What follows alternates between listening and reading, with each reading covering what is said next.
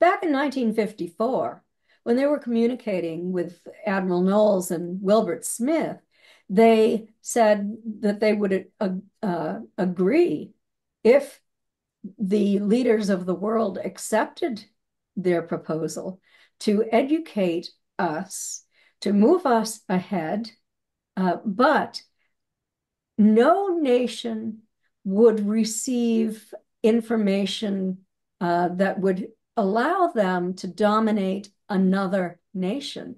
All nations on earth had to have a little peace and all had to work together. And of course, in a world that was dominated by nationalism, that hasn't happened yet. And hopefully someday it will.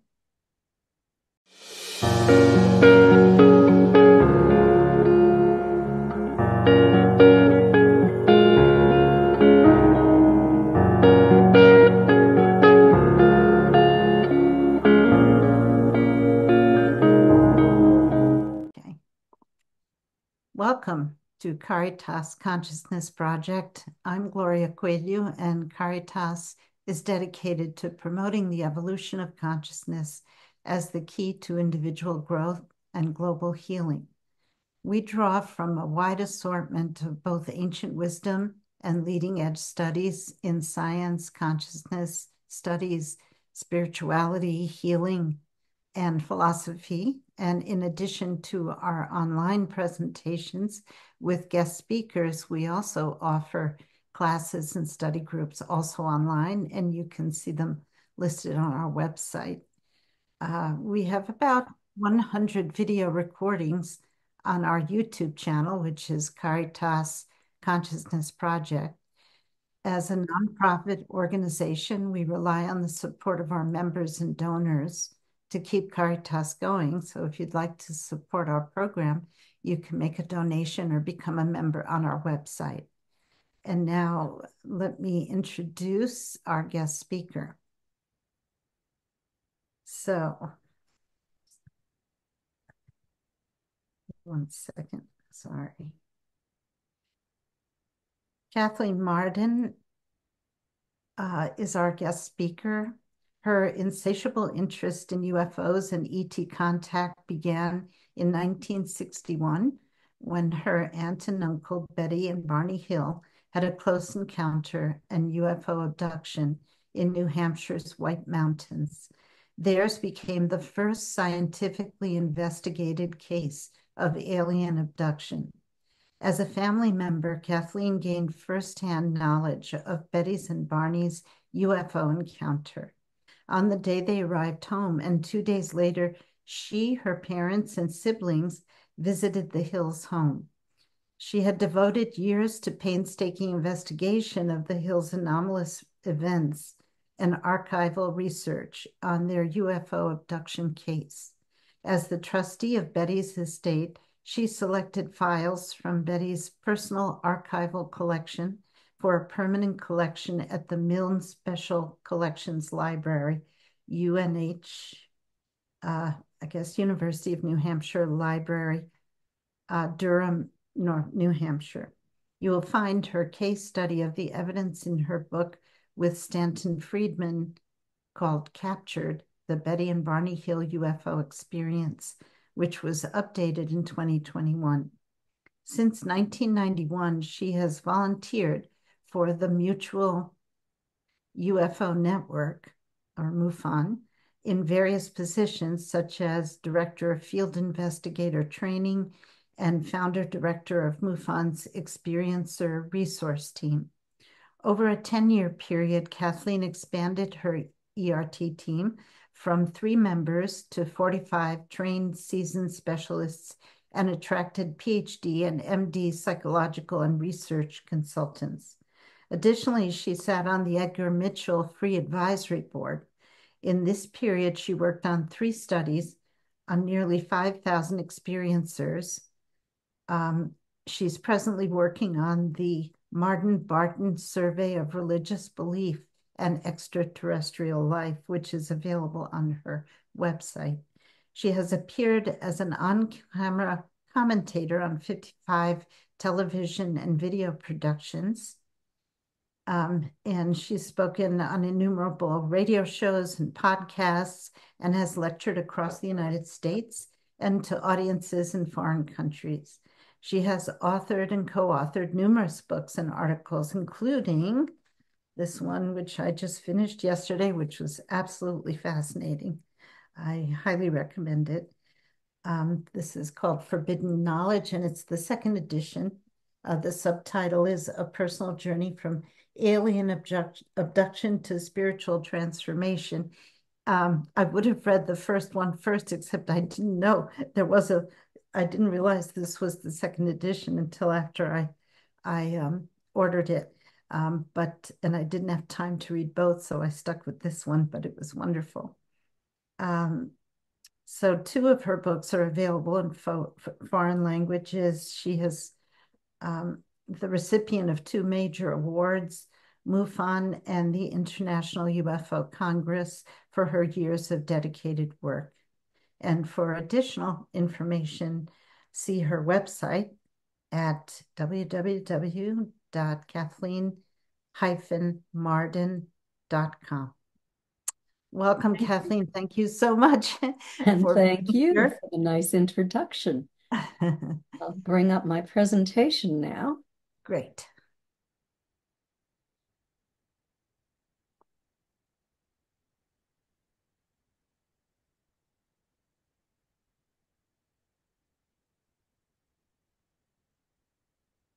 There we go. So there it goes. So, Forbidden Knowledge, a personal journey from alien abduction to spiritual transformation. And of course, I am now an investigative journalist, researcher, author, and explorer, but you will find out about my life history very soon. Here are some of my talking points. I'm going to talk about who am I, my family values, the big shock that I had at age 13, my investigations begin, my social research studies, my hypnosis studies and training, and my experiments with non-human consciousness. These are three books that I'll touch upon tonight. The first edition of Forbidden Knowledge, the second edition of Forbidden Knowledge, and since I'm the niece of Betty and Barney Hill, everyone wants to hear about their experience. So I just automatically include that too. It's an important part of my life. I would not be who I am today doing what I do if it hadn't been for their experience in 1961. But here I am in 1948, when I was born in Portsmouth, New Hampshire, and smiling on is my father, Donald Miller, and my mother, Janet Miller, Betty's sister. When I was about 2 years old, we moved to a new house that we built in Kingston, New Hampshire, right across the street from my grandparents. And you can see their garage. The back of the garage had a dairy cow. They milked the cow every day. My mother ended up milking the cow every day. They sold the milk. They were also poultry farmers. They had large gardens. My grandmother grew gladiolas, and it was just a joyful childhood growing up, feeling much loved by a family who loved and adored me, who took very good care of me. And I see that little picture of myself there. And I can also see what looked like the beginning of the foundation. And I'm wondering if I was thinking, how are we going to live in that hole? I can't imagine what was going through that 2-year-old brain, but maybe that's what it was. Well, by 1953, I had two younger brothers, too. We didn't all sleep in the same bed, but my mother arranged this photograph of the three of us, and I can see that we were tickled to be in that bed together with our baby brother. These are my grandparents who lived across the street from my childhood home. Here I am in the center. This is Raymond Barrett, and he's Betty Hill's father. He, well, we were a political family, let me say that. Gramp was an elected police officer in the town of Kingston. He was also a selectman. He had been the chairman of the Board of Selectmen, which is similar to being a mayor in a larger city. And then my grandmother was women's liber. She was an activist, a feminist. She also worked making fancy hat adornments in a hat factory part-time. And she was an artist. She was also a union organizer at the hat shop. And when she was older, as you see her in this photograph, she had a ceramic studio that she ran. She also made beautiful dolls, and she sold them in gift shops in the White Mountains. In fact, there was a large department store from New York City that wanted her to open a factory and have her dolls made in factories. They were so beautifully made and sewn with beautiful embroidered faces. So it was really a delight growing up with my grandparents and learning from them. It helped to shape the person that I am today. But something happened to me when I was 13 years old. I went to Niagara Falls, New York, and then over the river to Canada with my aunt and uncle, not Betty and Barney, with my aunt and uncle, June and Alex, and my cousin. And I went home with a lot of photographs I had taken. This is the photograph of me, and I was showing Betty and Barney those pictures and talking about what a wonderful time we had in Niagara Falls. And Barney turned to Betty and said, "Do you think you'd like to go there sometime?" And she said that she would. So he planned a secret vacation for her. She was a social worker for the state of New Hampshire, and she had a week-long vacation in September. And he decided to take a few days off from his job at the post office and take her on this vacation trip. And there they are, getting ready for a trip.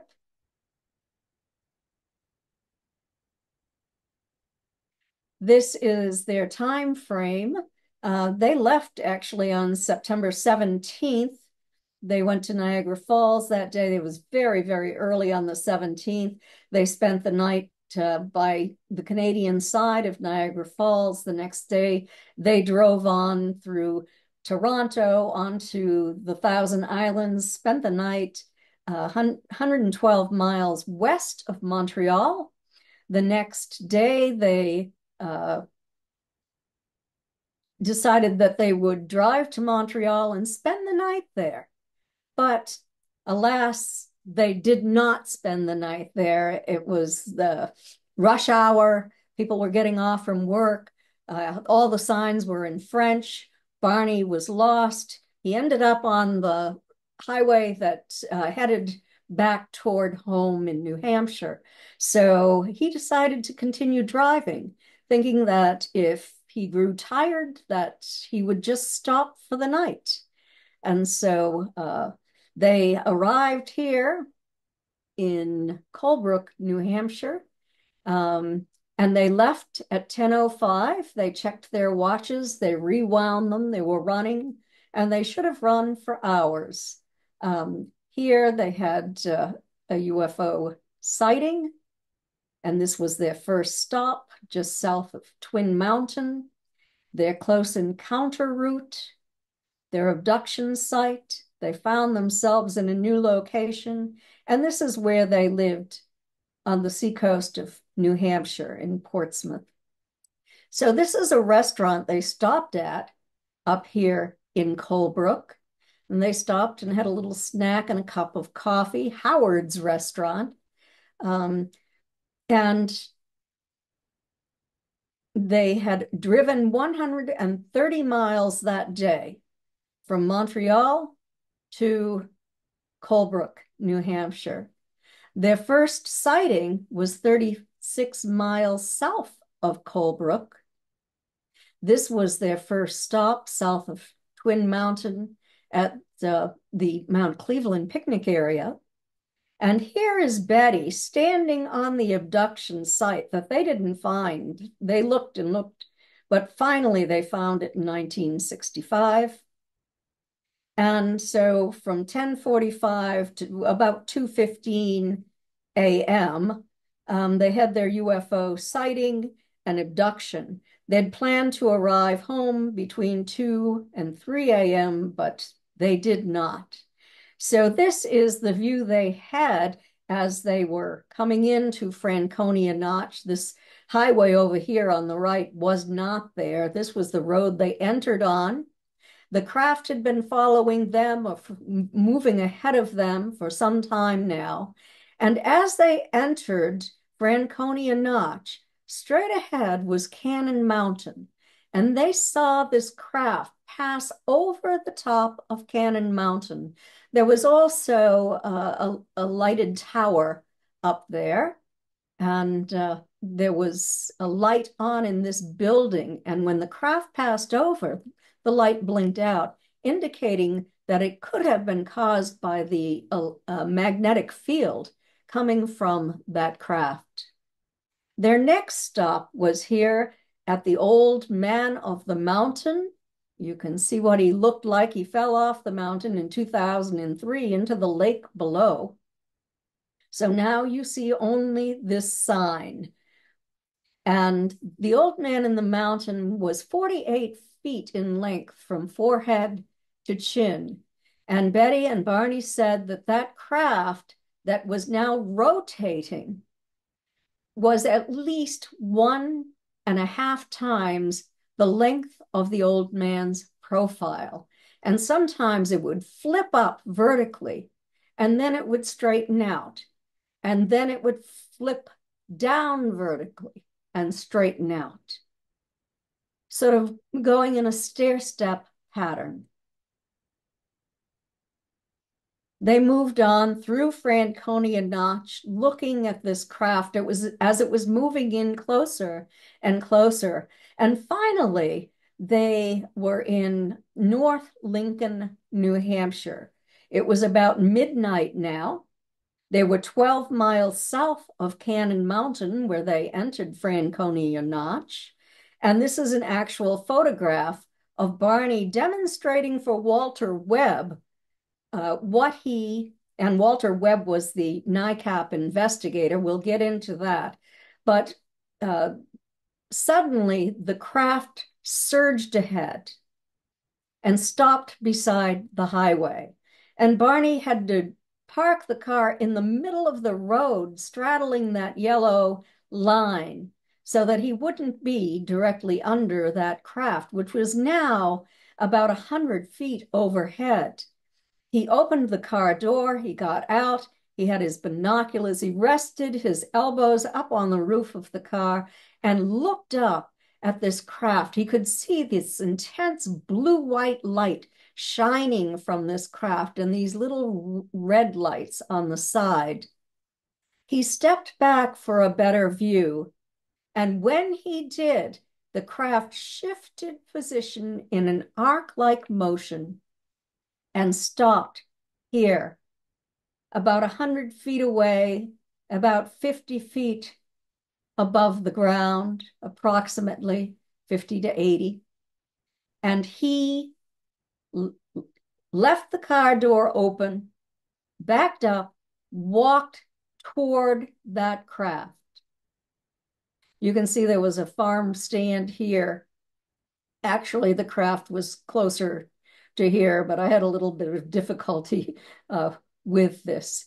And so the craft is hovering here, And Barney has his binoculars. He's a confirmed skeptic.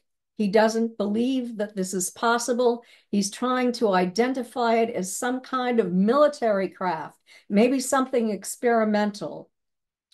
But he looks up and he sees figures dressed in black, shiny uniforms that he later stated were somehow not human. Suddenly, all but one turned to what appeared to be a panel. And when they did, their arms went up. And when this happened, these little fin-like structures slid out of the sides of the craft with these red lights on them, and something started to drop down out of the bottom of the craft.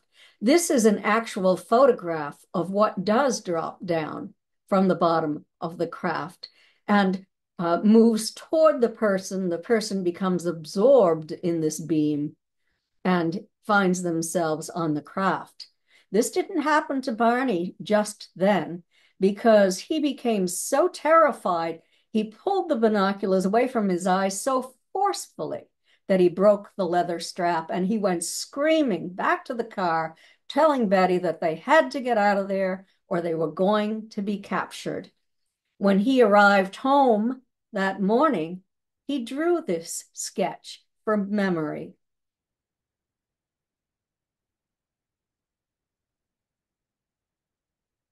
As Barney went tearing down the highway, he heard, and Betty heard, a series of code-like buzzing sounds striking the trunk of their vehicle. He compared it to someone dropping a tuning fork. They caused the car to vibrate and for a tingling sensation to pass through Betty's and Barney's bodies. In fact, Betty felt of the metal on the car to see if she would receive an electric shock, but she didn't. I don't know what kind of beam that was, but maybe electromagnetic. Then Betty and Barney began to lose their conscious recall, some of it at least. The next thing they knew, they were 30 to 35 miles down the highway. When they arrived home, they realized they were much later than they had anticipated, a full 2 hours. The second series of buzzing sounds happened at about 2:30 a.m. by my calculations. So they had this period of missing time in between what they consciously recalled, what I just showed you, and their return of full conscious recall. But they remembered always finding themselves on a dirt road with tall trees all around, a fiery orb that seemed to be sitting on the ground, and a roadblock. They didn't know where or when that occurred. And this is a 1961 map of New Hampshire. And just as an overview, the first stop, second stop, the third stop at the close encounter field. And this is the abduction site in Thornton on Millbrook Road. Now, this is Lancaster. This is where they had their UFO sighting. And this down here is where they arrived, where they regained full consciousness and no longer saw the craft. They drove home, and this is where they lived. It was 124 miles from North Woodstock, where they began to lose consciousness, to their home in Portsmouth. If they went 45 miles an hour, that would have taken 2.76 hours. So they would have arrived home at about, I would estimate, 2:45 to 3 o'clock.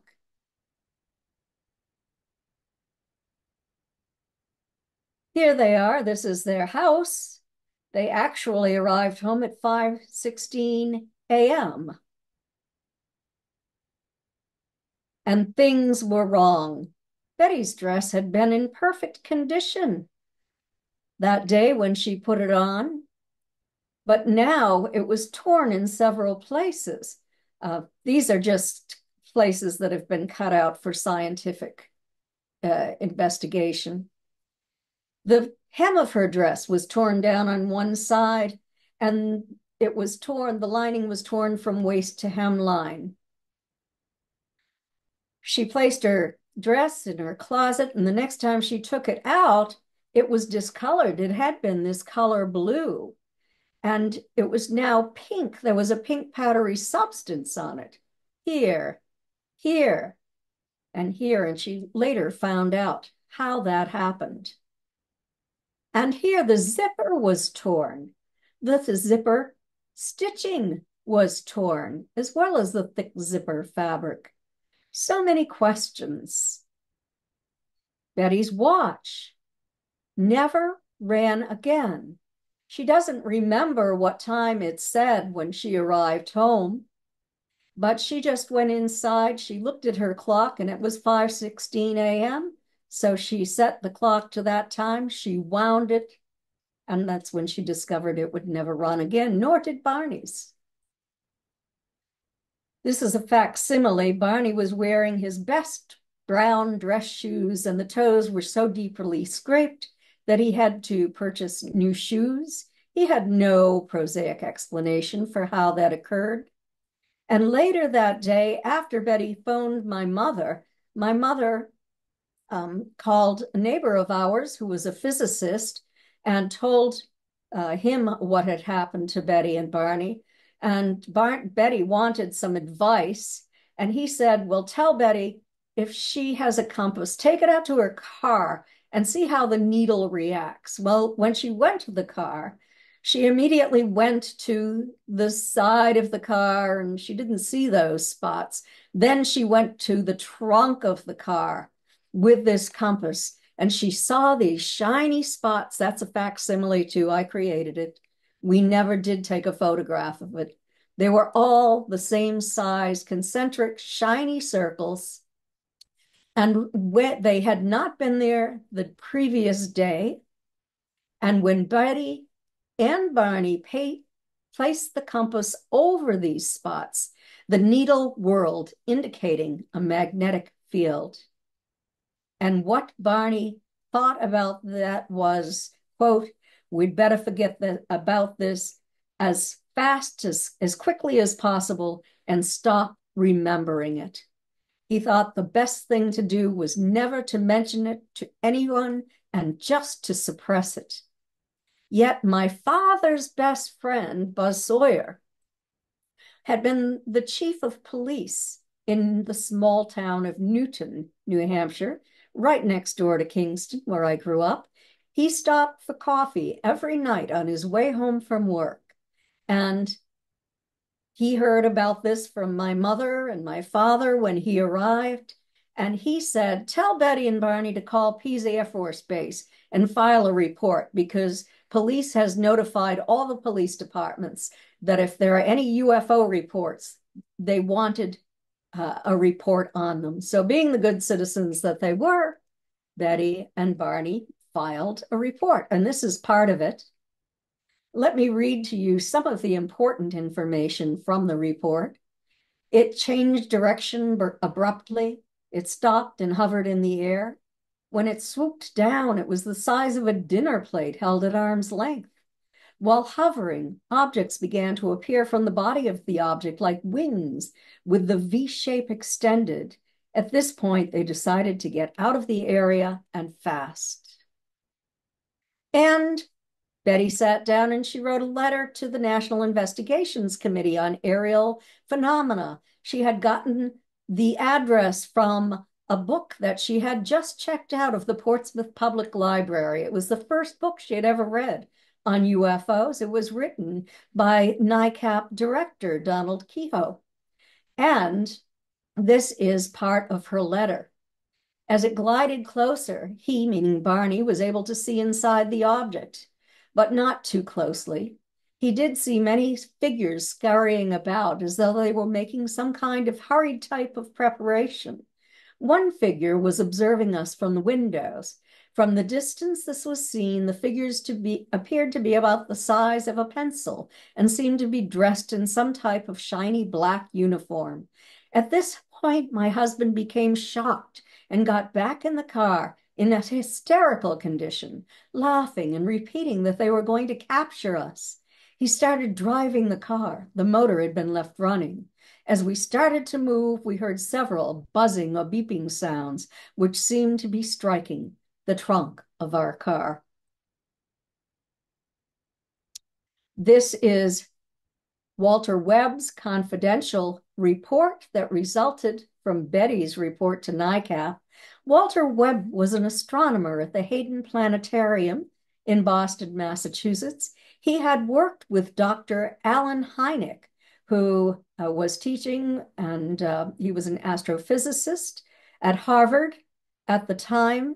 He had been previously at Ohio State University and had been the astronomical consultant for Project Blue Book. And so Walter traveled to Betty's and Barney's house. They didn't have small recording devices. He didn't own one, so he took his friend, and his friend took notes while Walter interviewed Betty and Barney separately and then together over a period of about 6 hours. And I just cut out this, what I think is important. The approaching UFO finally filled up the entire field of the binoculars. The leader at the window held a special attraction for the witness and frightened him terribly. The witness said he could almost feel this figure's intense concentration to do something, to carry out a plan. Mr. Hill believed he was going to be captured like, quote, a bug in a net, close quote.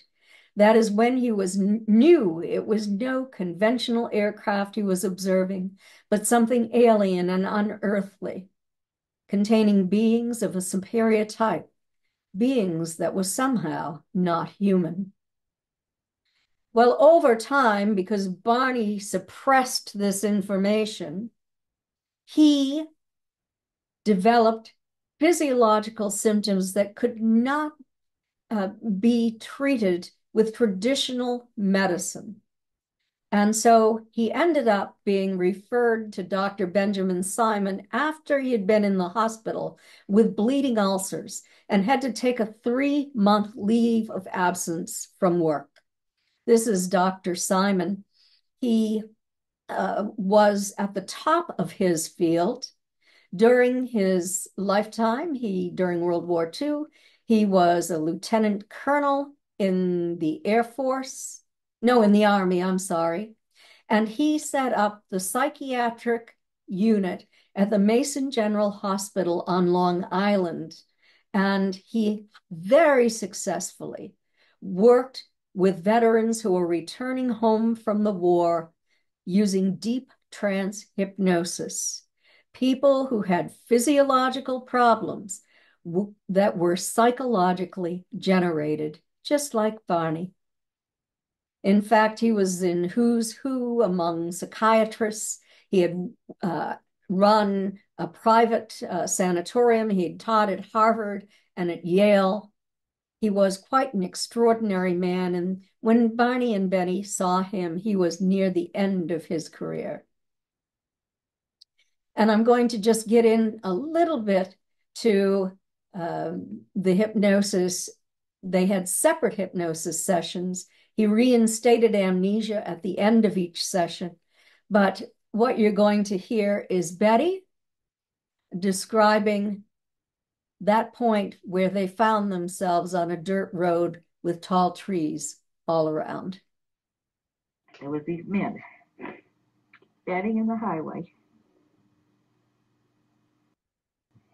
And I wasn't too afraid when I saw them.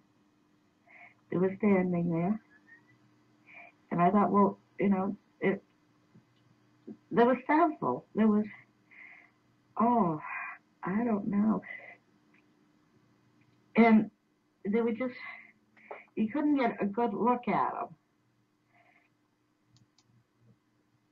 But then I thought, well, you know, are they in a car and the car broken down, or what are they doing there? And Barney, of course, had to stop. And then he stops the car, and these men started to come up to the car. They separated. They came up in two groups. And when they started to do that, I got real scared. And the car motor died. The car stalled. And when they started coming up, Barney tried to start the car. He tried to start it, and you know how a motor of a car would just turn over, it won't fire. And he tried to start the car. He did what? He tried to start the car, Yeah. and it won't start. And the medic coming towards us. And I think, well, I can get away from this.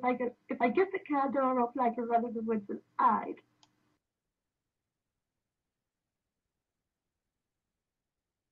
Unfortunately, Betty was not able to run into the woods and hide because they divided into two groups. Three approached her. One was holding a device in his hand. He pointed the device at Betty and she lost consciousness. She regained consciousness on the path through the woods toward the craft. And let's hear a little bit from Barney. Well, is there anything else you're thinking that you haven't told me? Yes. Yes. You can tell me now. I am only thinking of mental pictures because my eyes are closed. And I think I am going up a slight incline and my feet are not bumping on the rocks. That's funny. I thought of my feet bumping on the rocks. Yes, his feet were bumping on the rocks, and that's what caused him to have to purchase new shoes because they were so deeply scraped. They were taken to the craft into separate rooms. They underwent a number of different procedures, unlike anything they'd had on this earth. Maybe an amniocentesis years before it was being used in a hospital setting. The examiner removed Betty's dress before he did that, but he didn't know how to unzip a zipper. He broke it, and it dropped to the floor. Then he went in and he examined Barney. They were very interested in Betty's and Barney's joints, their skeletal structure, their eyes, their nose, their mouth, their ears, their hands, their feet, and took reproductive samples. And then Betty decided to explore the room she was in. She was left with her escort. Well, the examiner went into Barney's room and she found what we think of today as maybe a tablet, but she could only call it a book in those days. We didn't have tablets. It was had a thin, hard, sort of plastic covering. It was less than an inch thick. There were 6 rows of these symbols inside. In the year 2000, during my investigation, which began the formal investigation in 1991, I asked her to draw those symbols, and it took her a while, but she was able to sketch these. When she picked that up. She said to her escort, "May I have this? I want to prove that this happened to me." And he said, "Yes, you can," telepathically. So she was clasping it. And she said to him, "I know you're not from around here. Where's your home port?" And he showed her this star map with solid lines and dotted lines. The solid lines were trade routes. The dotted lines were expeditions. And Dr. Simon told Betty that she could go home and sketch this from memory if she could do it accurately and if it didn't trouble her too much. And Betty had a photographic memory, a wonderful memory, and she was able to do that. And here you see Marjorie Fish, who I had the pleasure of meeting at Betty's home when I was living with Betty. After Barney's death, this is Betty. And Marjorie saw this star map, and she was a teacher. She was a member of Mensa, meaning she had a genius IQ. She was a single woman, and she was an amateur astronomer, and she started going to the university and copying distance data. I'm not going to get into this because there's so much to cover in a short period of time, but she did finally find a match for Betty's map, and only because our technological progress made the identification possible. We had better distance data than we had when she began building these 14 three-dimensional models of our local galactic neighborhood out 54 light years. And what she found is that all the patterned stars on Betty's map are sun-like, although only 5% of the stars in our local galactic neighborhood out 54 light years are sun-like. And all the sun-like stars in this volume of space are on Betty's map. And the pattern makes sense, nearest star to nearest star. There's been an update on this done in 2013 by an astrophysics student as a project. She used 2,289 models, computerized models. And in the end, she found that the fish model is the closest match of the nearest stars, 86%. But there might be two stars that are a better fit. And she wrote, "A clear pattern of exploration emerged based on what we know about exoplanets and the ability to remotely detect potential life-bearing worlds. And that seemed anything but random. Furthermore, it was based on information that was not known to anyone on Earth in 1961, nor until recently." I have mentioned several analyses on Betty's dress. First one was in 1977, where the white was strange in relation to the inorganic elemental compound, high in organic hydrocarbons. In the year 2000, Highlandia Biophysics Laboratory bioassay test. The seedlings developed at an unusually fast rate, which was highly unusual, but it's something we see where ETs have been. 2001 to 2003, Frontier Analysis Laboratory. The chemical analysis supports Betty's account of the event. These were very detailed reports, but I can't give you all that information in this time frame. It's in my books. In 2020, I was at the University of New Hampshire with Ben Hansen. We were doing a television show for the History Channel, and we looked at the lining of Betty's dress, and we found these spots in the location of Betty's navel. Now, we checked, and these spots came from the inside. They did not bleed through to the outside of the dress, nor did they come from the outside of the dress inward. I took a fabric sample from this, and I had a sample of Betty's blood. and I sent it to MUFON's scientist, and she did a DNA analysis, and she wrote another long report, but it must be concluded that this stain came from the body fluids of the wearer of the dress. In 2021, University of Pittsburgh did a study on 2 samples that I sent from Betty's dress, and what these 35-year experienced tenured professors who were training a student discovered was 3 things that they did not expect to find on Betty's dress: rare and expensive metals. They also found selenium, which was in dyes, fabric dyes during the 1950s. So I'm not even going to talk about that. The rare and expensive metals were tellurium and rhodium.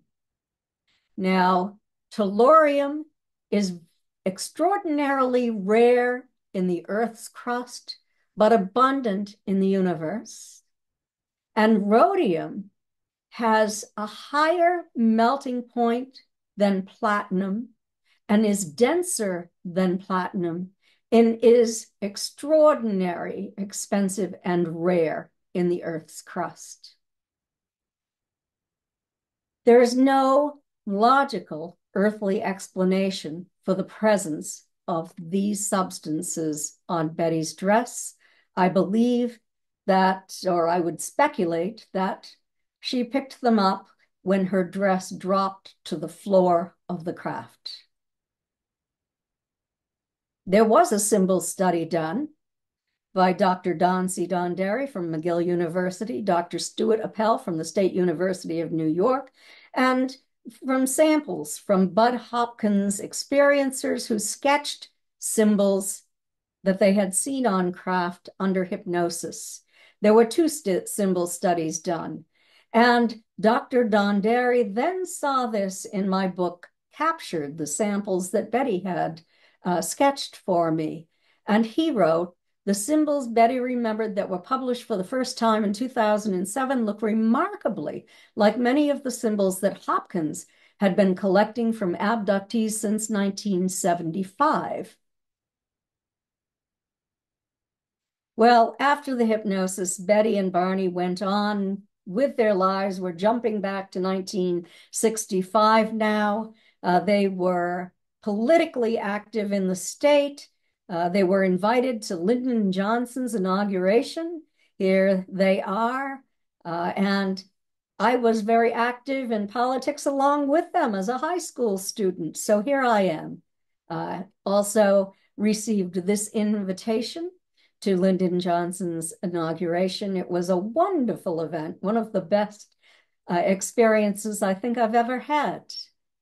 Also that year, Barney was cited, given an award. He was the NAACP director and executive board member of the Rockingham County Community Action Committee. And so he, using funds from the Office of Economic Opportunity, formed the Community Action Program in Rockingham County, along with the other members of the committee. But he led this. He's the one who received the award from Sergeant Shriver and other people. Charles Whittemore from the New Hampshire Economic Opportunity Office, he was the director. And he was also that year appointed to the United States Commission on Civil Rights. And this is the letter of his appointment. Skeptics say that Barney was a very weak man, but Valerie Cunningham, an African-American historian who knew him, wrote, quote, Barney was fearless and outspoken. That's the truth about Barney. Now, Betty and Barney never wanted this to go public, but it finally did, because a friend of Betty's and many, many other people ended up talking to this journalist from the Boston Traveler. He did an excellent investigation. He made a few mistakes. You can see where I've corrected his mistakes. But he did write some very important things as well. And Betty and Barney were extraordinarily distressed by this. They decided with our family that they would write about or speak about it for the first time, and they did. And then in 1965, that same year, Betty began a series of psychophysics experiments. Today we think of them as CE5 experiments. She was working with a team of scientists attempting to call in craft. The scientists would give her a script that she would ask the ETs to come in. She's sending telepathic messages. Please come in at such and such a latitude, such and such a longitude, so many days into the year at such and such a time. And so that's what she would do. She was attempting to get craft to land on my grandparents' farm as well. Here's my childhood home. There's their farm. And these trees were not there in that time frame. My grandparents kept a very well manicured yard and lawn, but a craft came in and did land, and it was observed by two individuals. It was also investigated by, I believe it was a NICAP investigator, and there was physical trace evidence. Something that we never stated is that my mother and I had memories of being taken that night. There's another picture of my childhood home. I could only find one in the winter. And here's my grandparents' house. And it landed 168 feet from my childhood home. And then everything in my life and my family's life began to change because my mother and I were taken to that craft. And we were very distressed about that initially. Paranormal activity began in my childhood home. There were light orbs that would shoot through the air. We'd never seen those before. Doors would open and close on their own. One time, the door opened, the cat walked in, and then the door closed on its own. One time, I was in college. My boyfriend was invited to our home to go fishing with the family on their cabin cruiser on the ocean the following day. He was spending the night in my brother's bedroom. My brother was away in the Army at the time. When during the night, the coat hangers lifted out of my brother's closet and flew across the room and landed on him. This was not my boyfriend. I keep his identity private. I just picked this off of the pictures online that I had the right to use. But very strange. The boyfriend ended up screaming, yelling, woke everybody in the house up, went outside, didn't want to come back into the house, broke up with me the next day. But then I talked him into remaining with me. This kind of thing kind of freaks people out, and it was freaking us out as well. This was a statement that Betty made. These things are happening to Barney and me as well as to my relatives, but they've also been witnessed by other people who were present. We do not believe in ghosts, but we do believe in space travel and life on other planets. So we wonder if these space travelers might have the ability to be unseen to us. And I believe that as well. In fact, I know that now that I've met Kevin Briggs. Well, Barney died in February of 1969, and I moved in with Betty.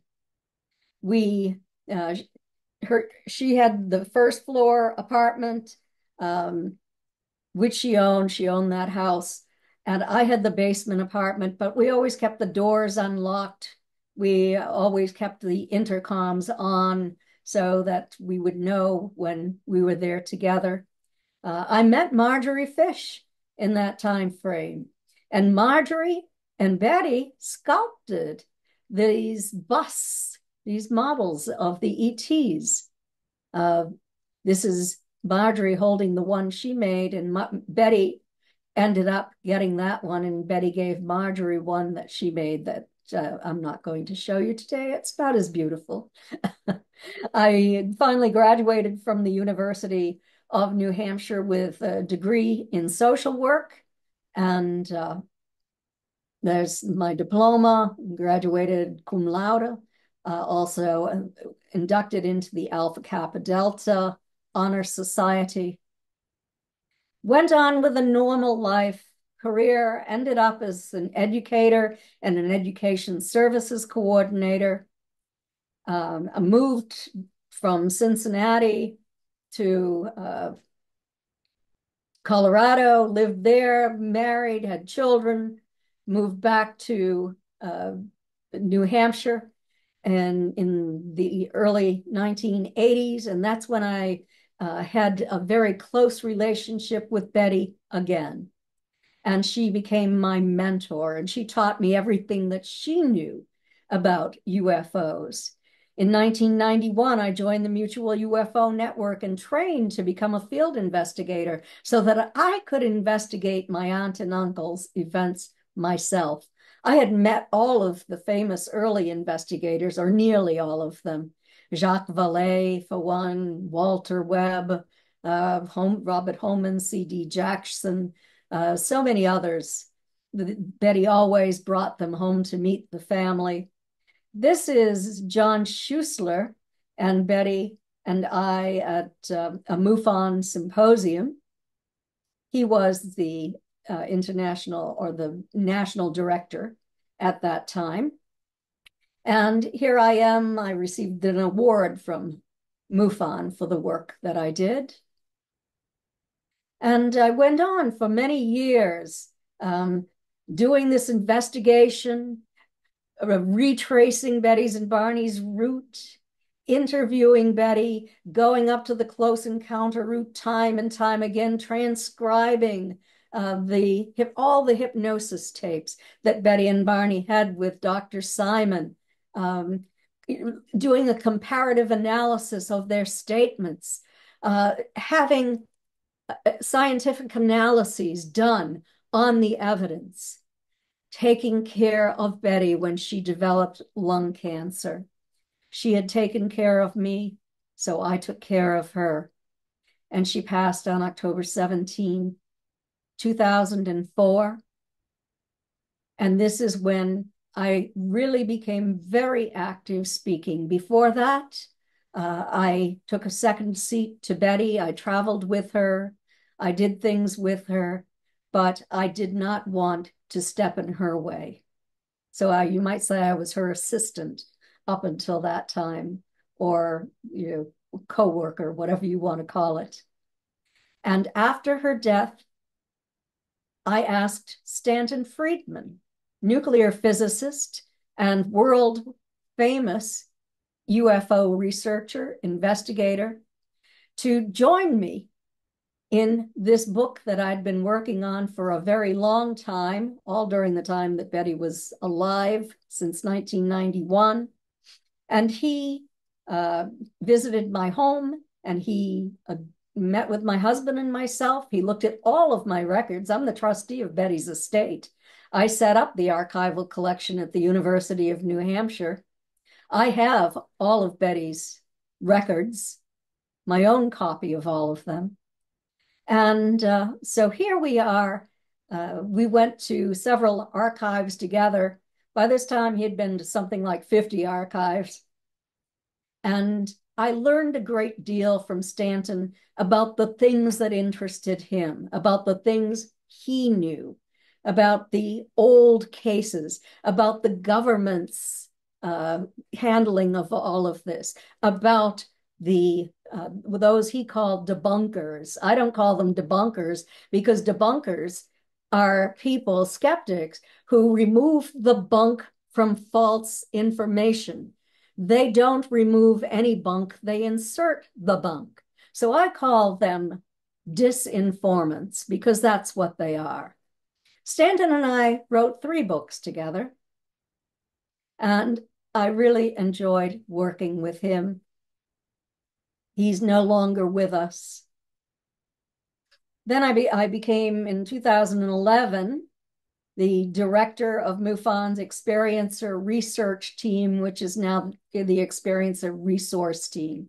So just some pictures of me when I was younger, speaking at a MUFON conference, then winning this award. 3 members of the ERT contributed to this book that I wrote on extraterrestrial contact. 3 brilliant women. Also, Denise Stoner, one of the women who contributed to this, who I've worked with very closely for many years, was one of the people. I didn't know her well at the time that I investigated her own abductions, her husband's. She was a lifelong experiencer. And so she wrote in my book about her experiences. I wrote about my investigation of her experiences. I also wrote about 7 other abduction experiences or contact experiences that people had had that I thought were worthy of putting into this book. And then I went on to become an international speaker, on-camera commentator, social researcher, worked on 3 major studies on experiencers. Here I am with a group of UFO researchers, all speakers in Puebla, Mexico. That was a great conference. I've spoken in Europe. I've been invited to Australia, but I only spoke there online. Spoke in Canada, Mexico, Brazil. And also, this is one of my television appearances. I was given this Lifetime Achievement Award in 2021 by the International UFO Congress. Dr. Don Derry and I worked along with another PhD scientist and other members of the ERT on a study on experiencers. And Dr. Don Derry's part of this, he and I worked on this together, was to determine who had UFO abduction syndrome. This was this group.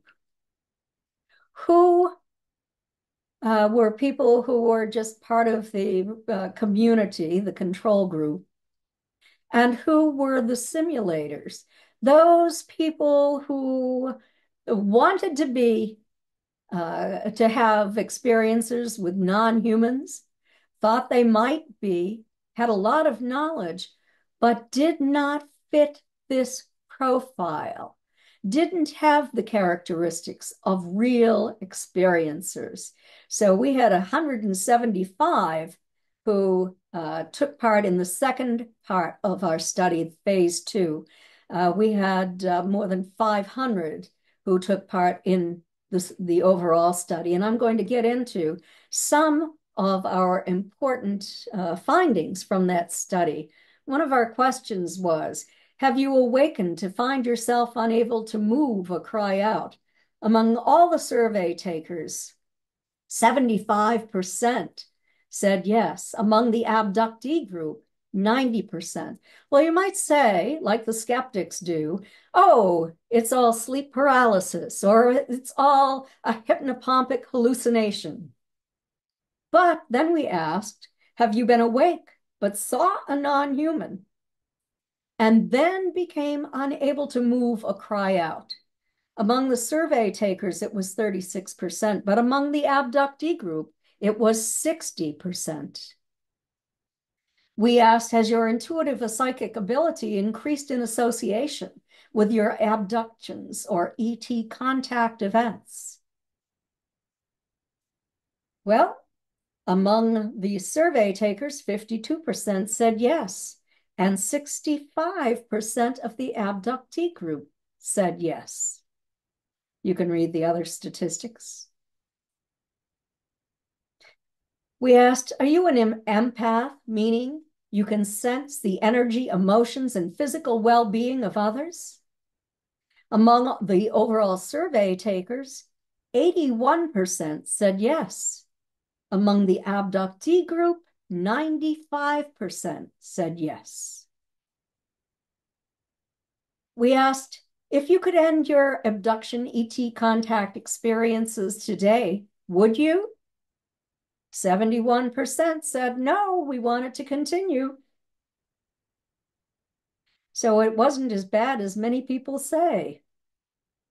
We asked, have you been healed from a physical condition or disease in association with an abduction or contact event? Well, among the survey takers, it was 10%, but among the abductee group, 45% had been healed. Also, we had a fairly large percentage that had been harmed in a way. They might have had swollen or infected eyes, sunburn without the sun, nosebleeds, migraine headaches, chronic fatigue and immune dysfunction syndrome. Those are some of the more prevalent ones. But if you ask for healing and you are an experiencer and you ask telepathically several times a day, and especially if you're meditating, chances are you will be healed. We asked, do you believe you have acquired the ability to heal others in association with your abduction or contact events? Among the survey takers, it was 21%. Among the abductee group, 35%. We also found out, we already knew this, but we found out in our study about the electrical anomalies that experiencers have in their homes after an event. Lights might flash out as you go walk underneath them or come near them. You might turn on a lamp and the light bulb will blow out. You might turn on a hair dryer and it will blow out. You might turn on an electric mixer and it will blow out. And all these things happen within the same time frame, right after, within hours or a very short time after you've been taken to craft. Also, we asked about paranormal phenomena. We found that 69% had paranormal phenomena in their home. The two most common ones were light orbs that seemed to have intelligence. 61% among the survey takers and 50% among the abductee group. The sensation of something unseen walking on the bed. 58% among the survey takers, but 75% among the abductee group. I've had both of those things happen, and if you don't understand what's going on, you can feel a little frightened or at least about this happening to you. If your ET contact experiences have changed your religious beliefs, are you more religious? Less religious? More spiritual? 69% of the survey takers and 86% of the abductee group had become more spiritual. Less spiritual? Or have no belief whatsoever? It's much smaller percentages. These are some of the changes over time that experiencers have happened to them.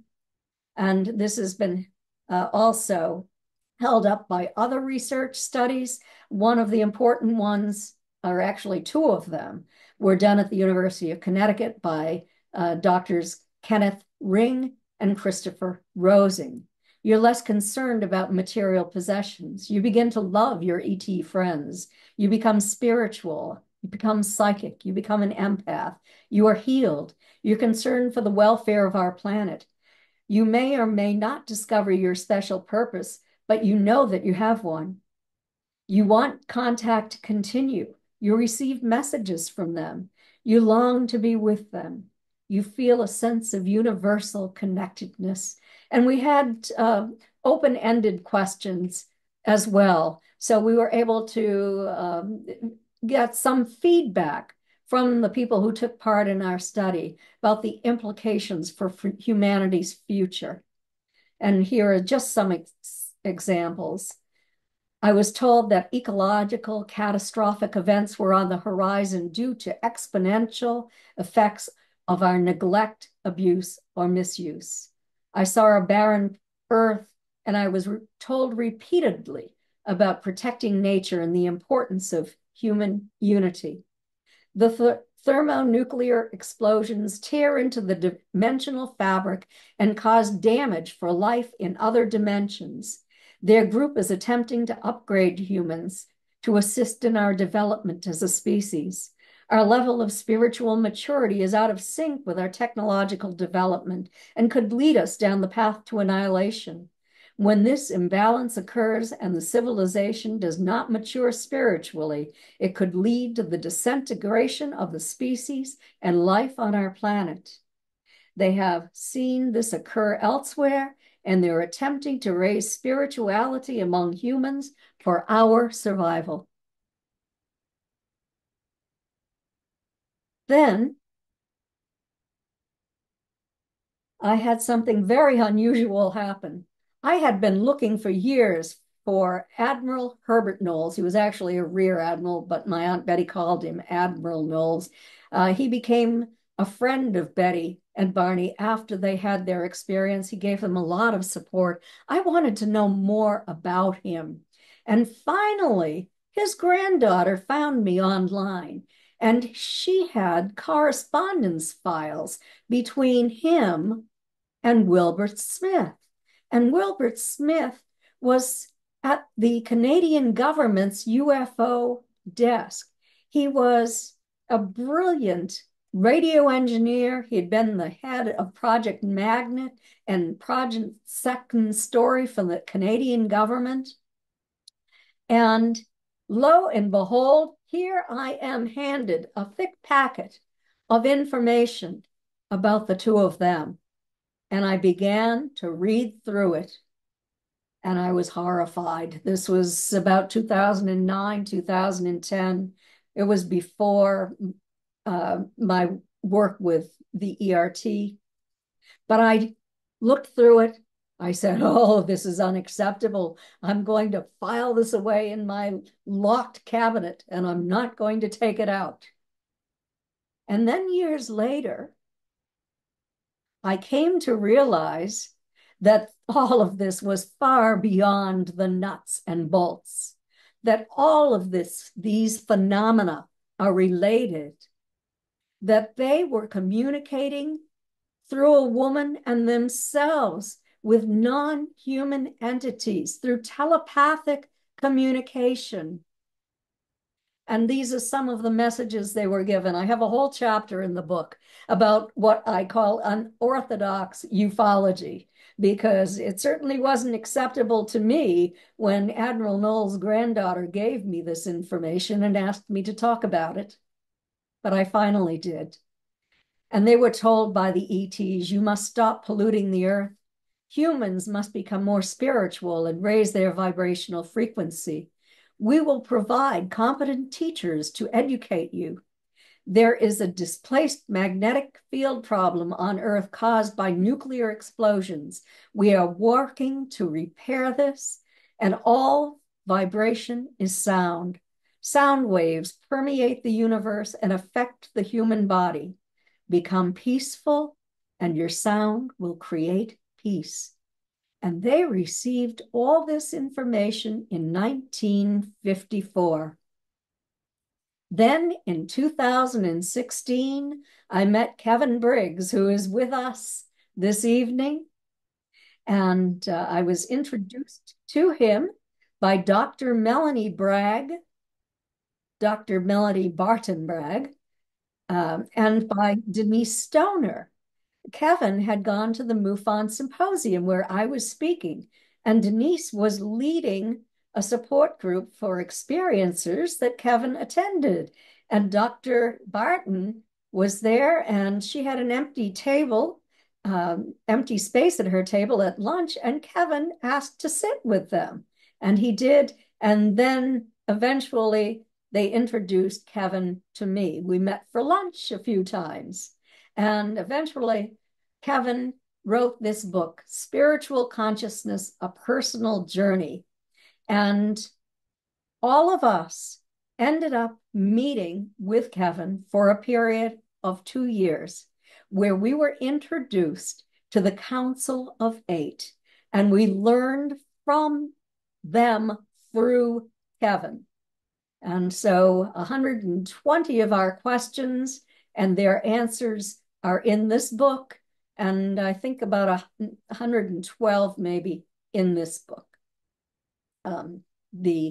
This is the second edition. They're different books. There's a little bit of overlap here, but this focuses more on my career and spiritual journey. This focuses more on my spiritual journey and early life. This focuses more on my life with my Aunt Betty. And so this is my artistic rendition. I'm not an artist. I apologize to anyone who realizes that, but this is what I have been able to sketch and put together using my computer. This is Ra, a ninth dimensional Anunnaki, who is the head of the Council of Eight. Ort, who is an educator and very close to Kevin Briggs, has known Kevin since he was a 9-year-old boy. I think it's 9, Kevin, or 8. This is Dee, Ort's partner.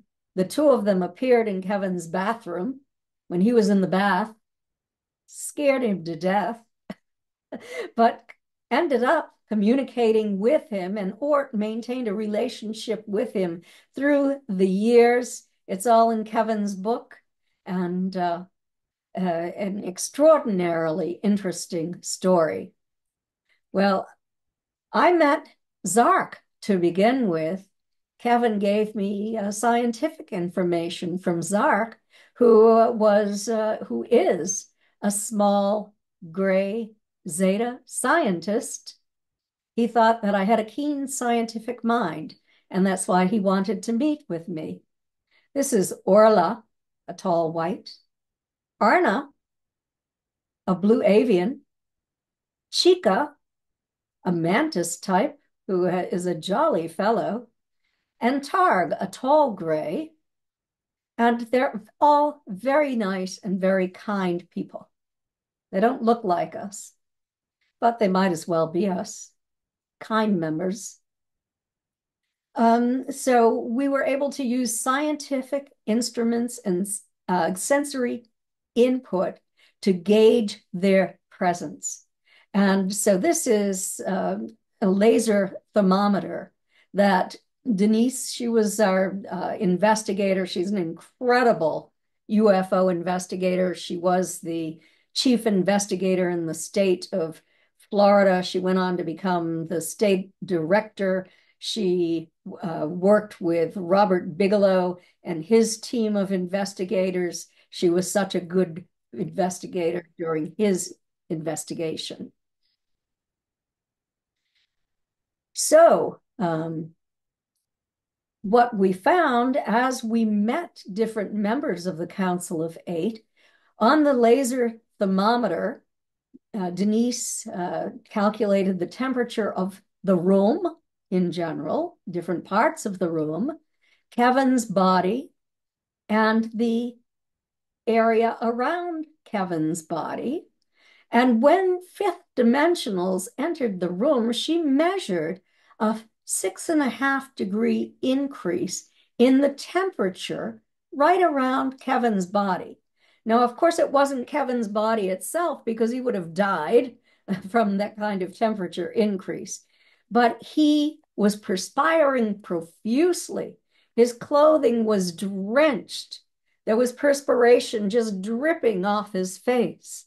And when the ninth dimensionals entered, the temperature increase was from 7.5 to 10 degrees in the area around where Kevin was sitting.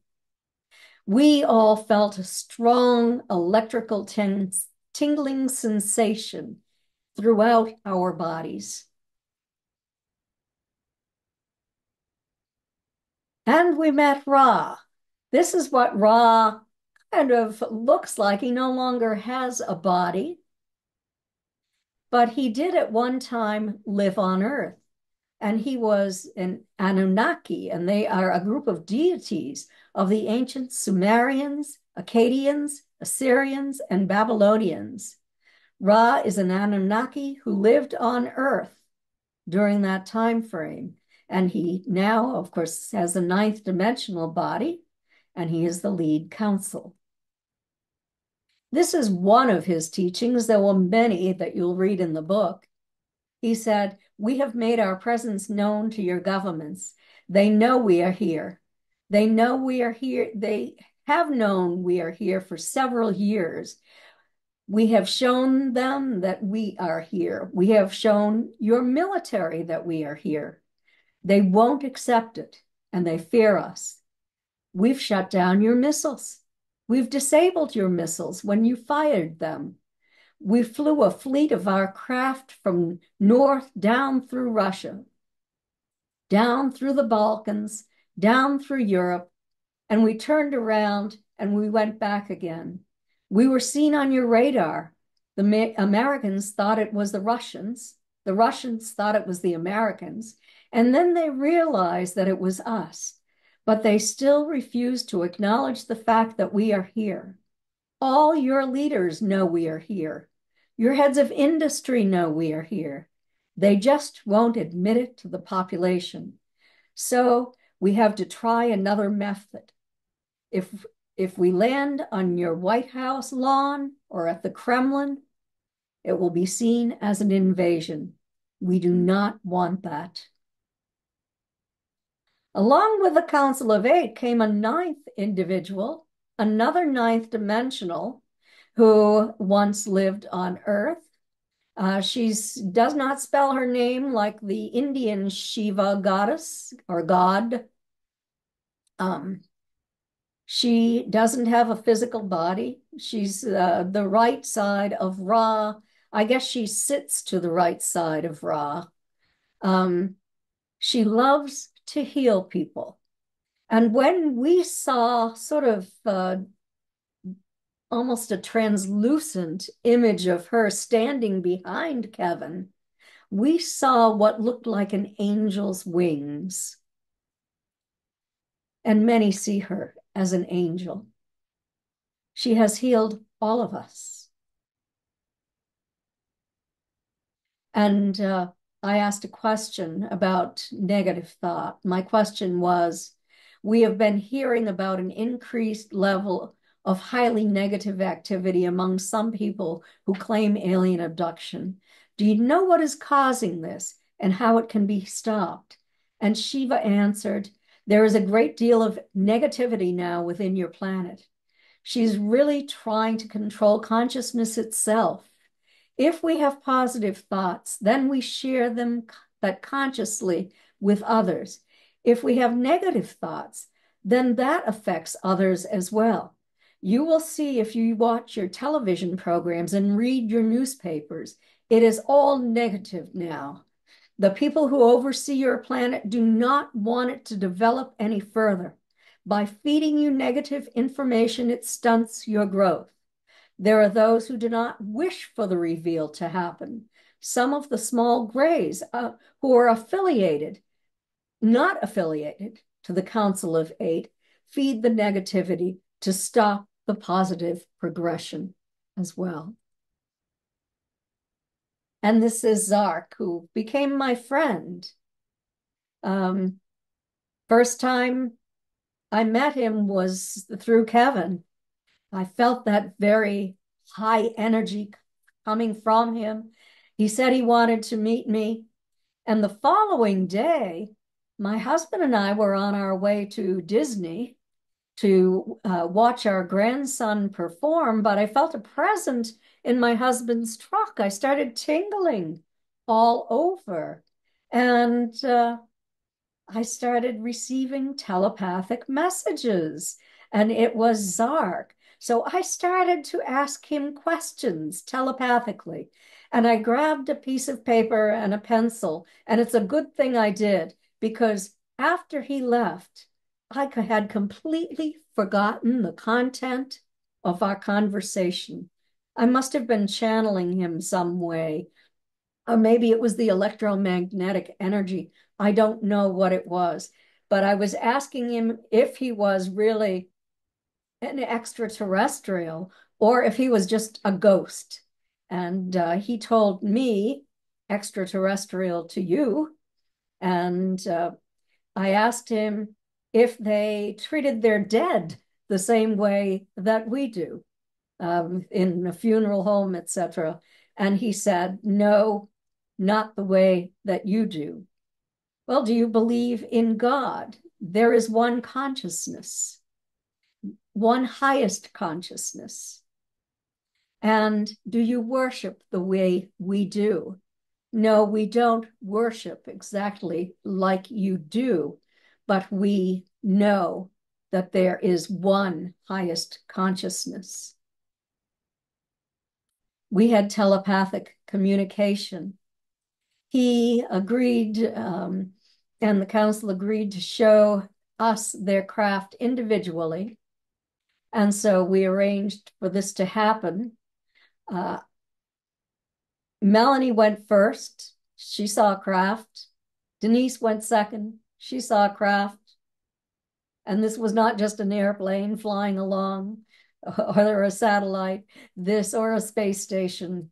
This was traveling using a very unusual lighting pattern and flight pattern. Now, I wanted to see the craft over my lake. I wanted to see it up close. I live on a lake. And I sat out there. It's 5 o'clock in the morning.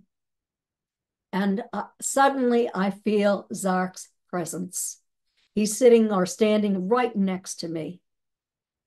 And then I see all of this energy on the lake, something I'd never seen before, about a 35 or 40-foot circle of turbulent water that seemed to be spinning, but it wasn't like a whirlpool. And I thought that a craft was going to just rise up out of the lake, but that didn't happen. And then I found out later that it was probably just Zark's very strong energy. We also saw orbs. I wanted to see orbs. And one night I was outside. They were going to show us craft. And bouncing along my lawn were 3 little orbs. They were sort of amber colored with a white center, just bobbing along on the grass in front of us. I called Zark in twice. Each time I called him in, I ended up with a broken window. His energy was too strong. I decided I'd better not do that any longer. He attempted to channel through me, and he actually did succeed one night in front of Denise and Melanie at my home. He played a trick on me with my alarm clock, changing the time on the alarm clock. Something else that happened that was very helpful to me, that I attribute to him, is that I wasn't receiving my birthday cards. And I always was getting birthday cards. I thought, what's happened?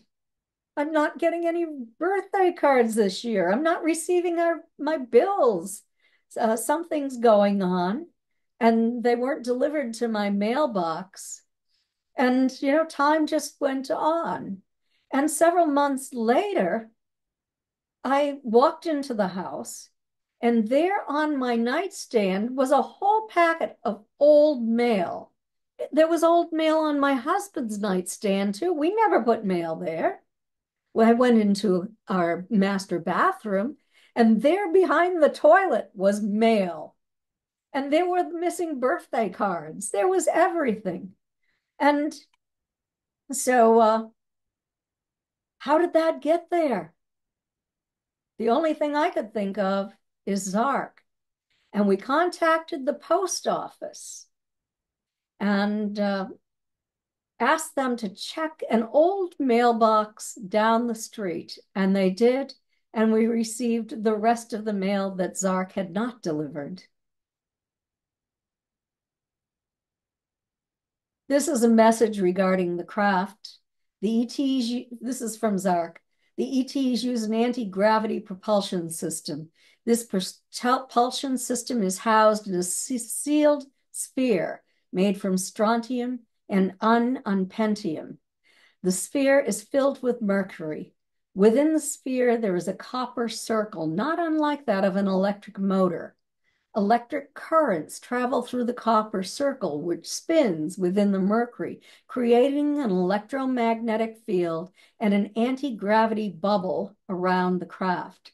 This electromagnetic field cancels out our planet's gravitational effect on their craft, so there is no inertia felt within the craft.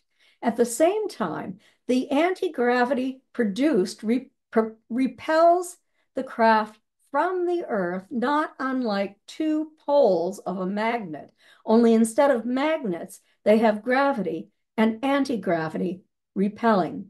The speed of craft is determined by the number of revolutions of the electrified copper spinning within the mercury. The Earth is a large magnetosphere with heavy metals at the core surrounded by a liquid mantle which is spinning.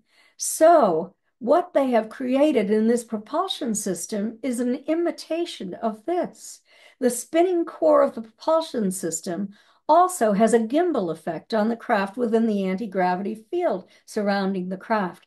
So the passengers and pilot have no sensation of speed, inertia, or gravity. It's like a gyroscope effect from the spinning core of the sphere. And here is Ort, Kevin's friend, our question: why are the Greys who abduct humans doing experiments on them? And what is their end goal in doing these experiments? Why do they abduct people who are biologically related? And Ort replied, some of the Greys do abduct and experiment with your genetics. They have been doing this for a very long time. They also enhance the DNA of the people they are abducting in small ways to genetically alter both species. The reason they use family lines is to keep the genetic codes similar. And my consciousness and spirituality experiments are, well, one of them was I wanted to see if I could impact animals that were frightened of me by projecting love toward them. And I learned to project love outside my body. And I found that the little lizards that run all over my yard would be so terrified of me. But then, as they would start to run away, I would project love in their direction and they would stop in their tracks. And their little ruby red throats would just bubble out. It was so cute. The sandhill cranes, who had their babies with them, were always very protective of their babies. But it was almost as if they were proud to show them to me. They came very close to me as I was projecting love toward them. And we have a cattle farm on our street. It's a dead-end road. And I started projecting love toward these beef cattle. And they became my friends as well. And when I would walk by, they would come over to the fence to say hello to me. So it does work. Group meditation can impact the collective consciousness of everything on this planet. And it's important to do this. I learned to astral project. I have contact and communication with benevolent entities. And sometimes someone will the unseen to me because they're in a higher dimension that or outside my human range of visual range will come. I'll feel that very strong tingling sensation. They might communicate with me telepathically. They've even changed something that I wrote in one of my books because they said I had it incorrect. I've had healing from them. And now Dr. Melanie Barton Bragg and I are doing a new survey on extraterrestrial life and religious belief. You'll find it on my website. This is my message, or some of my messages to humanity. We must lift up all life on our planet, send love to Earth's collective consciousness through prayer or meditation, project love wherever you go. If non-humans enter your environment, project love toward them, and you'll have a much better experience. Thanks for listening. Here are 4 more of my books. My website, my email address, and thank you so much. I'm going to stop the share and take questions. Well, thank you, Kathleen. That was great. My pleasure. Anyone have a burning question to ask? And please unmute. Maybe raise your hand or do the hand raise. Jen. Thank you, Gloria, and thank you, Kathleen. At any point in your journey, were you ever told or felt where any particular beings were from, as in which astrological body? I was not told, but my Aunt Betty was. And the entities who, and I'm going to use the word abduction because that's the way I felt about it in the beginning, those who took me were the same ones that took Betty and Barney. This is intergenerational. They took my mother, they took me, they took samples from my body. They were extraordinarily concerned about the level of environmental toxicity in my body. And so that's why they took tissue samples over time. Come to find out, I didn't know it at the time, but I lived within a half mile, I would say, downhill of what ended up being a Superfund site. It was leaching into the water, into the lake, into our land. And I lived about 20 miles from Pease Air Force Base, which was a nuclear base. So, yeah, I think that's why they were most interested. One of the reasons they were interested in me. But maybe from Zeta Reticuli, I really don't know, to tell you the truth. That's interesting. Thank you. You're welcome. And in case anyone doesn't know, a Superfund site is a location that's polluted with hazardous materials. Neurotoxins. Yeah, and carcinogens. Yeah. But didn't, I'm trying to remember now from what I read, the Council of Eight did mention where they were from, right? Yes. The areas in space where they were from. Yeah. All of them from this universe, though, right? Oh, yes. Yeah. Yes. But I'm trying to remember where they said they were from. Yeah. Kevin, can you answer that question for me, please? Yes. Hi, Kathy. Hi, Gloria. Yes, I can answer that. Zark is from the Pleiades system. Ort and D are from Andromeda, both fifth dimensional beings, but the only difference between the dimensions are the frequencies of consciousness. I don't know where the others are from, and they haven't divulged that to me. Perhaps I should ask them, but I don't know where they're from now. Well, many of them say that they had once lived on planets, but now they live on very large craft and they just travel. Over time, planets are no longer viable, but they have created the technology to have their own civilization on very large craft. I would miss nature Mm. on a craft. I would not want that. And of course, I think that some of them are living under our oceans and deep bodies of water. Uh, Can I ask a question? Yes, George. Yeah.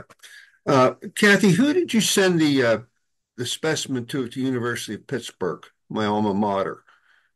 Um, Do you know who the professors were that got the sample? yeah, David Soriano. Let me look. And are they in the Department of Chemistry? Yes, the Department of Chemistry. Okay. David Soriano was the lead.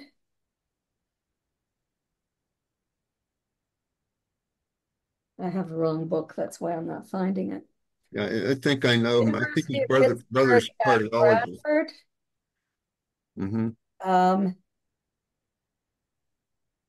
And his colleague did not want to be identified by name. Dr. Soriano said that it would be fine. I could identify him. He would even be willing to testify. Thank you. I think his brother is a cardiologist. So yeah, I think he has a brother in medicine. So thank you. Thanks for the talk. I always learn something when I listen to you. Thank you again. Yes, and George Medich is now the director of MUFON's Experiencer Resource Team. He's also a retired orthopedic surgeon, and at one time was a major league pitcher. Long time ago, yeah. I am the director of the ERT, kind of following in Kathy's footsteps. And the ERT is an organization Kathy built from the ground up as a request by the MUFON CEO at the time. I guess MUFON was getting a lot of requests for help from people who were abducted, and they had no place to go. So Kathy developed the abduction research team, which suddenly evolved into the Experiencer Resource Team, which we are now. And Kathy's still a very active member. She is our emeritus member. She will always be with us. She is the ERT. Thank you, George. I'm a consultant and I'm on the executive committee now. Any other questions? Oh, Peggy. Peg. Yeah, Peg, go ahead. Peg, unmute yourself, please. Yes. So I understand that the extraterrestrials are very concerned about how we receive or are not able to receive their being here. And I'm just curious because there's so many people now, like Dr. Greer, who calls on them all the time to, reveal themselves. Mm-hmm. Are you connecting up with those folks and maybe creating a space and time for them to reveal themselves in a bigger, grander way? Doesn't have to be at the White House or at the Kremlin. Many people are doing that. Costa Macreus is one of those. There are many around the world. I have a friend two friends actually in Australia who are doing this as well. They've had craft come in and land, and they've had the ETs get out and walk among them. Kevin is actively involved in this as well.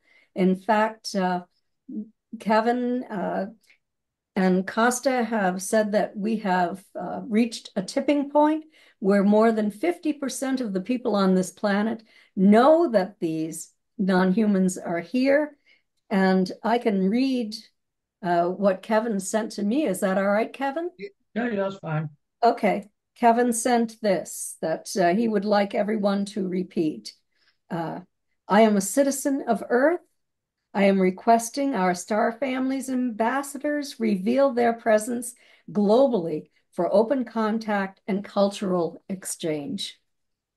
So they believe that if you send this message that perhaps these non-humans will actually maybe land at the United Nations, The Council of Eight wanted to do that a few years back, but the United Nations was not interested at that point.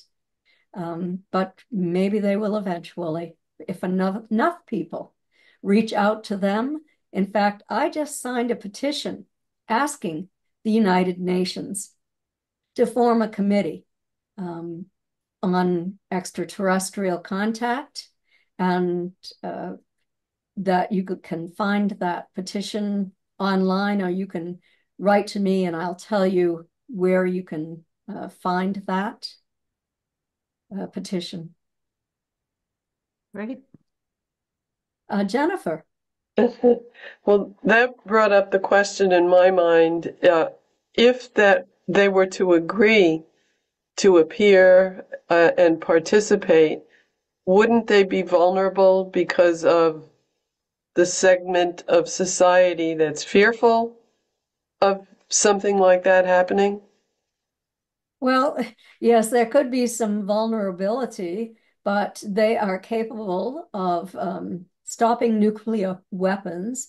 They are capable of paralyzing temporarily people who might be aggressive toward them. But, I think that they're very concerned about human behavior.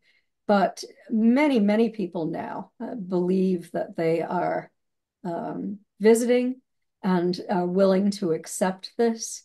So I think that those who are more belligerent, the military forces, for example, might interpret this as an invasion. The ETs certainly do not want this to occur, but they might show their craft to many, many people worldwide. That would be probably an initial process. Thank you. You're welcome. Yes, Peg. I'm sure they understand, and their telepathic gifts reveal to them that we have people on the planet who are trying to take advantage in any way they can, just monetarily and power wise. So do they talk about that at all? Having the kind of power that they have and they use wisely, are they worried about it getting into the wrong hands on Earth?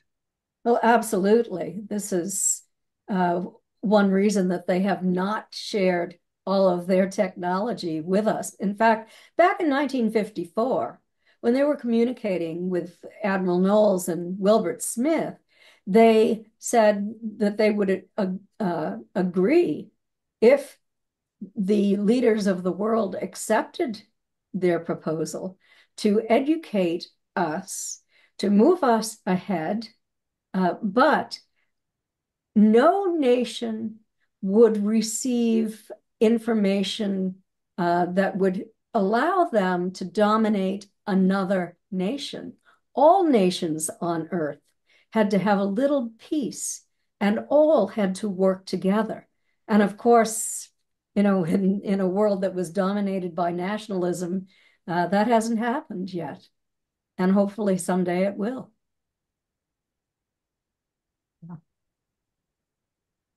There was a question in the book about some sound waves around the crop circles.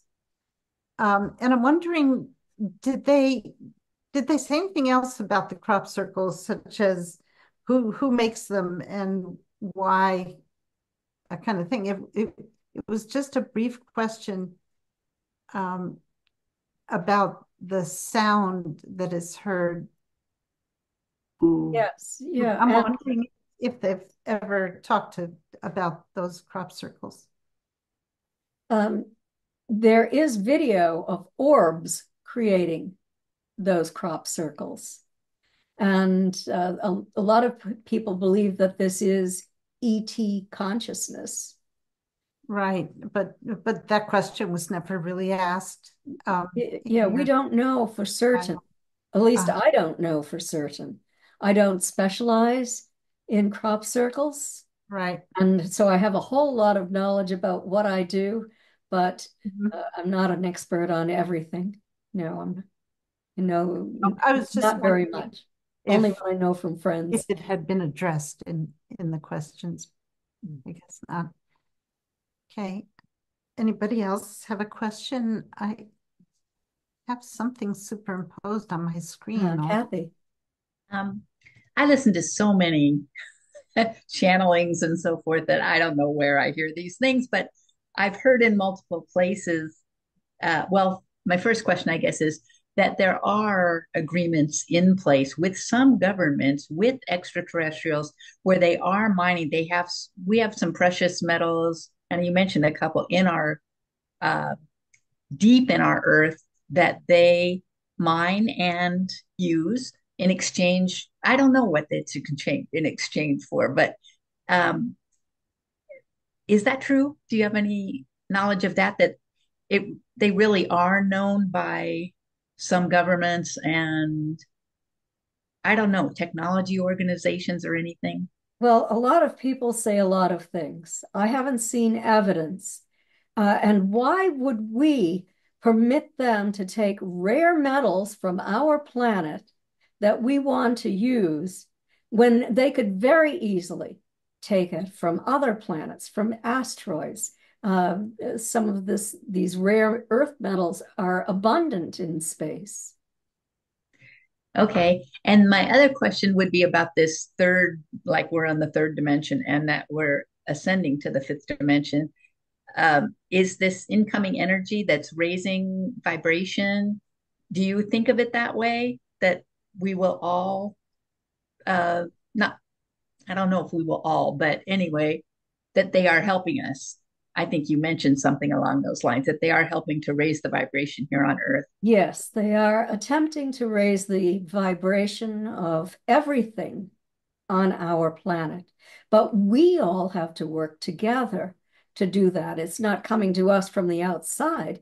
We have to become more spiritually oriented individuals, kinder, nicer to one another. Yeah. If we can do that, then we will have a much nicer planet to live on.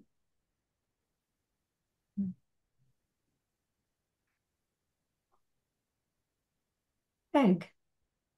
Do they have anything to say about our environmental heating of the planet and uh, what we what we could do to remedy that? No, they have not given me any information on global warming or how it can be remedied. Have they given you any information, Kevin? And only the fact they're very concerned about Fukushima and the radioactive pollution. They've already assisted with that in lowering the level of the radiation. But once we have open contact, then they will share the technologies to completely reduce that pollution, that radioactive pollution. That's their big concern at the moment is the nuclear weapons that we have and that particular pollution, because those nuclear weapons affect their dimensions. So it's very important to them that we don't use them again. And they did tell me a while back that that would be the only time they would interfere, would be if we used our nuclear weapons again. Our governments know that. So they won't be using them. So people shouldn't be fearful of the fact that there's this fear threat about having a third nuclear war or a third war, which will be nuclear. That won't happen. So we need to take that fear factor away from that. And they are reaching out to us. We've now the information I was given a couple of weeks ago, there are now 1.3 billion people globally reaching out to them through the CE5, through Costa Macris's global CE5 group. And it was quite funny. I reached out to Costa when I got that information, and he'd been given the same information by his guides. And what they tend to do is give the information to two people so it can be corroborated. And I've seen that many, many times. So yes, they will share their technologies with us to help improve the planet, improve the pollution. So yeah, they're all are the ones that, Kathy, the Council of Eight, they're benevolent. They're here to assist. Yes. But again, Kathleen, like you said, we have to raise our vibrational frequencies. We have to understand consciousness in relation to the fact that it can be used for communication, for travel, for healing, for education, for creation and co-creation. And when we do that, then we can communicate with them at their level of consciousness. And that's what's happening now. We are raising our collective consciousness with an understanding of the communication side of consciousness itself, how it can be utilized as a conduit. So we're very near to the reveal. And this last message in relation to this simple message that we can all say, we can read it out. I'm requesting our star families ambassadors reveal their presence globally for open contact and cultural exchange. It's simple, but it's coming from the citizens of Earth, not from the government. So once we have sufficient people doing that, then as you said, Kathy, there in your presentation, which was excellent, by the way, I loved it, Thank you. was the fact that they'll start showing their craft more and more globally, so people get used to it. And once people see something and have some evidence of it, then that changes their whole reality. It changes their perspective. So all very positive for the future. And we, the citizens of Earth, we just have to keep continuing doing the work. And Kathy's been doing it probably for the longest time from her childhood, really. So, but yeah, there's many working towards it, many seen, many unseen. So yeah, we're all very positive for the future. Understanding dispels fear. Yes, exactly. Absolutely. Yeah. And fear is a great inhibitor. That is a problem. That's why the powers that be use fear to control us. Once we get over that fear factor, then we will evolve again as a species, which we are doing.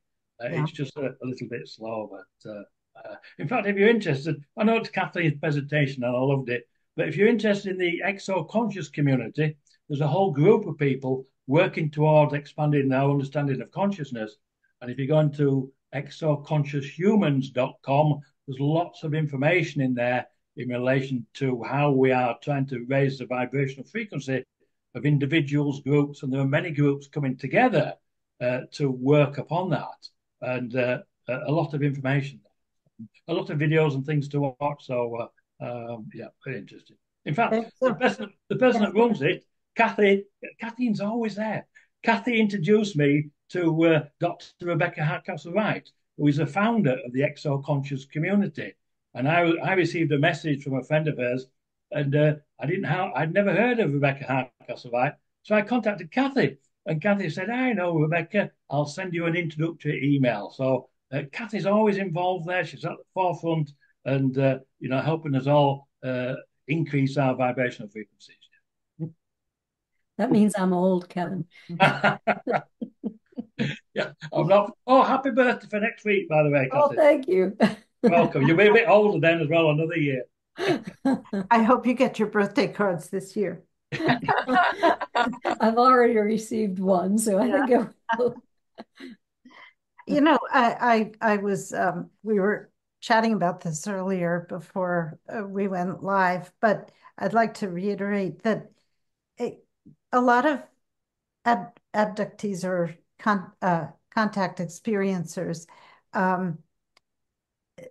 they suffer medical disturbances in their bodies afterwards, and it seems like your case in point, and there are others who had to leave their jobs because of chronic conditions as a result of a contact. And then they found their real purpose and, either healing or, the research that you're doing.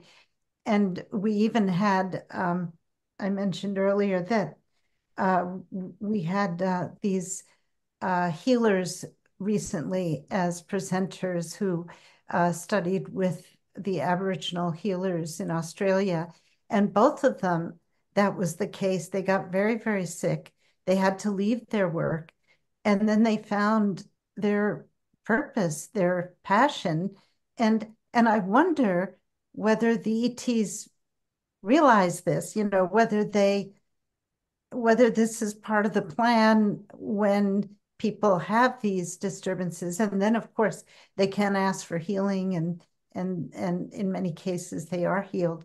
But what would you say, Kathleen? Do you think that is part of the plan? Or so was this intentional? Did they have a job for me that I couldn't do when I was employed in my profession as an educator? And that's a very good question, and I've pondered that so many times.